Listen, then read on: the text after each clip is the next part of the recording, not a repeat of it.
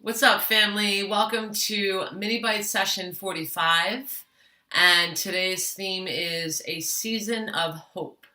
My name is Erin McCluskey, and I am a mindset and performance coach. If you would like to learn more about my work, you can visit my website at www.erinjewelcoaching.com. That's ErinJewelcoaching.com. A season of hope. So, those of you, some of you may be aware that this past Sunday we celebrated Easter.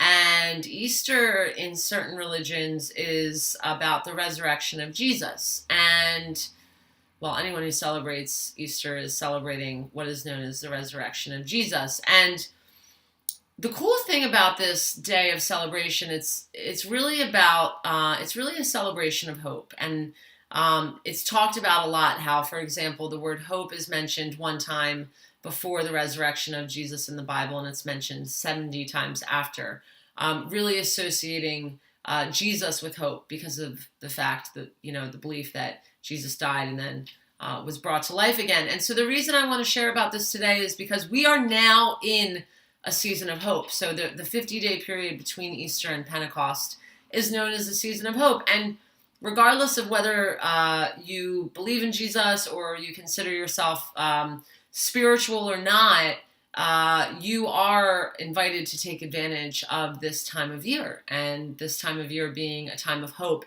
And it's funny, I used to, somewhere along the way in the last 5-6 years, someone said to me, hope implies doubt. And so I stopped using the word hope and I started saying intention. So instead of saying, I hope that this happens, I started saying, I set the intention that this happens. And that has worked really well for me. It's more of a brain train than anything else. But when I heard that hope implied doubt, I started to resist using that word more, and I became more sensitive to it when other people used it. And I thought, well, I don't want to doubt that this thing is going to happen, so I'm setting the intention that it does. And the phrase setting the intention allows for things to unfold exactly as they're meant to, because although I set an intention for something to happen, I'm not attached to the outcome.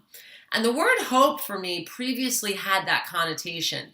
It was almost like out of desperation. I hope that this happens. I hope that I get this job, or I hope that this relationship works out, or I hope, and this is just, me, my personal experience. And so being able to step away from that word and use something different, like set the intention, actually recharged and reconciled my relationship with the word hope. Yes, we can have relationships with words. There are words that serve as triggers for me, that when I reconcile my relationship with those words, they are no longer triggers for me. And what does that hold space for? That holds space for me to be more patient, to express more patience, to express more tolerance.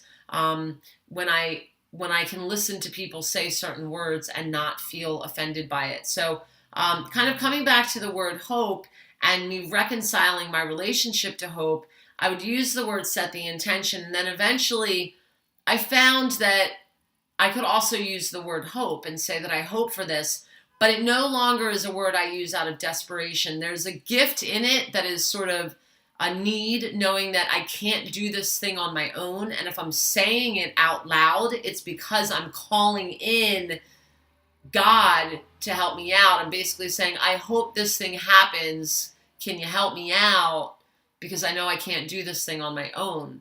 And that has also been working really well for me. And when I heard this for the first time on Sunday, for some reason, I'm sure I've heard it before, but it just kind of clicked on Sunday that I'm actually in this period. It's almost like when you play a video game and, like, remember those old it's probably still happening, but the car racing games where, like, you get into turbo mode and, like, in that space you're super fast and you can cover a lot more ground and you can finish the racetrack even sooner than you ever could before.